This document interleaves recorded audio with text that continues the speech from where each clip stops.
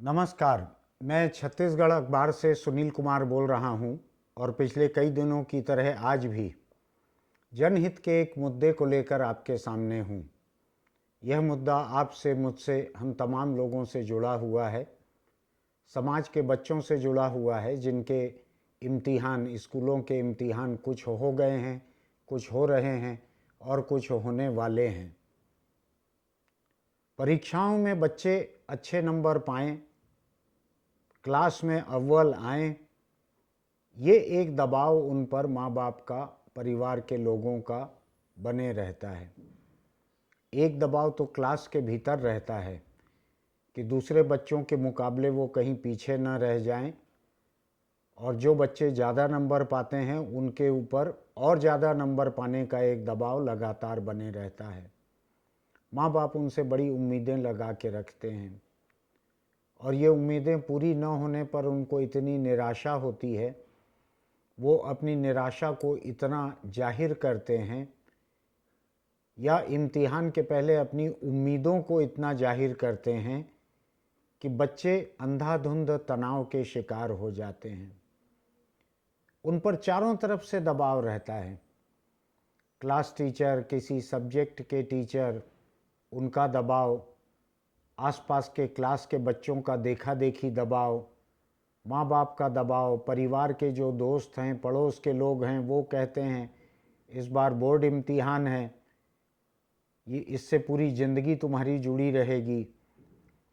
तो हर इम्तिहान से बच्चों की पूरी ज़िंदगी को जोड़ के उनके सामने एक इतनी बड़ी चुनौती पेश कर दी जाती है कि बहुत से बच्चे एक दहशत में आ जाते हैं।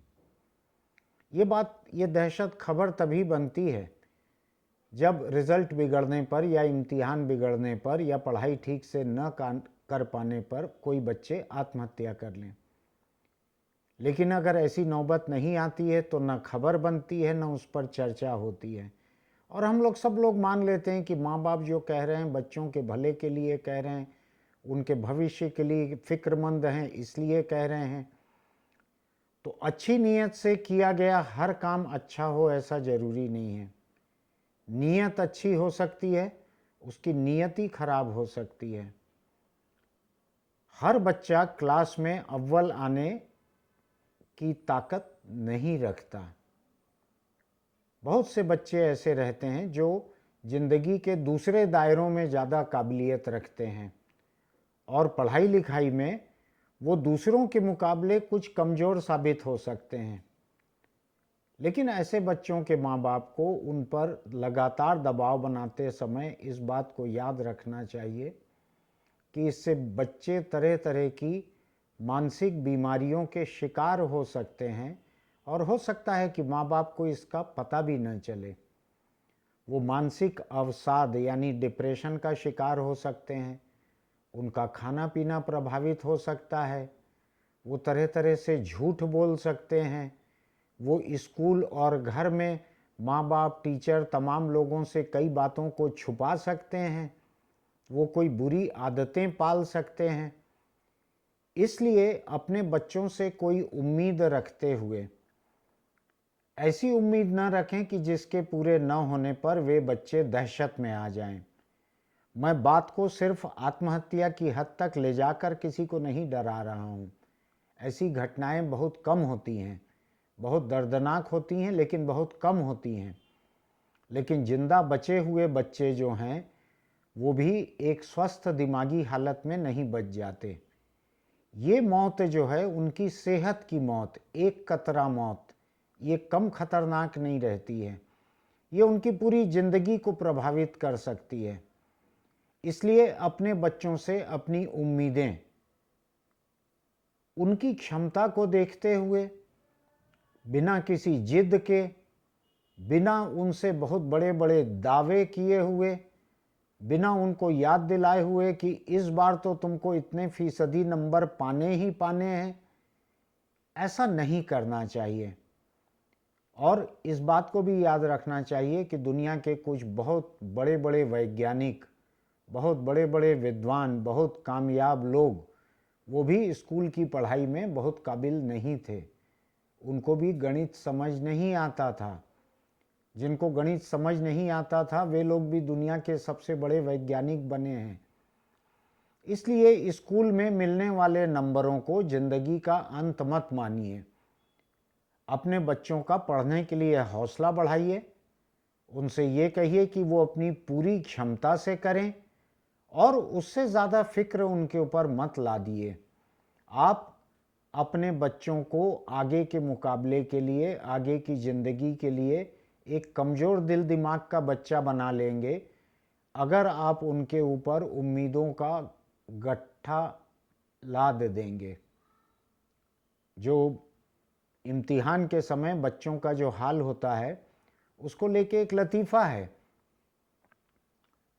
कि एक आदमी अपने बच्चे को घर के बाहर जोरों से पीट रहा था। पड़ोसियों ने आकर पूछा कि क्या बात है, क्यों मार रहे हो बच्चे को? तो कहा कि कल इसका रिजल्ट आने वाला है।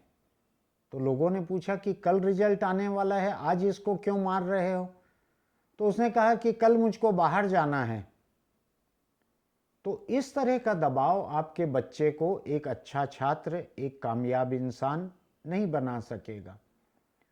उनको आगे बढ़ाने के लिए, उनकी क्षमता को सच में विकसित करने के लिए आपको उनको एक छूट देनी होगी, आसमान में उड़ने की छूट। वो जहाँ जैसे उड़ सकते हैं वैसे।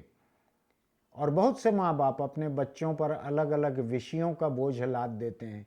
उनकी हसरत रहती है कि वे खुद डॉक्टर नहीं बन सके तो बच्चे डॉक्टर बन जाए, बिटिया इंजीनियर बन जाए, बेटा वकील बन जाए।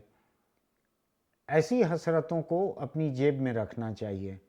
बच्चों को वो विषय पढ़ने देना चाहिए जो वो पढ़ना चाहते हैं, और उनको बतला देना चाहिए कि इस विषय को पढ़ते हुए आगे की ज़िंदगी में आपके रुपए पैसे कमाने की, आगे बढ़ने की ये सीमा रहेगी। लोग बिजनेस मैनेजमेंट पढ़ने वाले की कमाई सोचें और संस्कृत पढ़ने का शौक़ रखें, तो ये दोनों बातें एक साथ ज़िंदगी में नहीं होगी।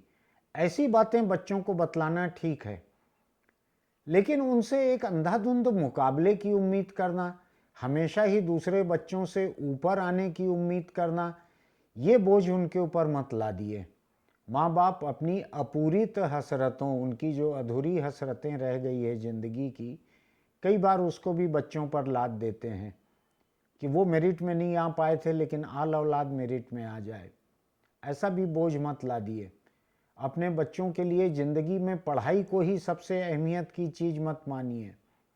बहुत से लोग खेलों में नाम रोशन करते हैं, बहुत से लोग बड़े पेंटर बनते हैं।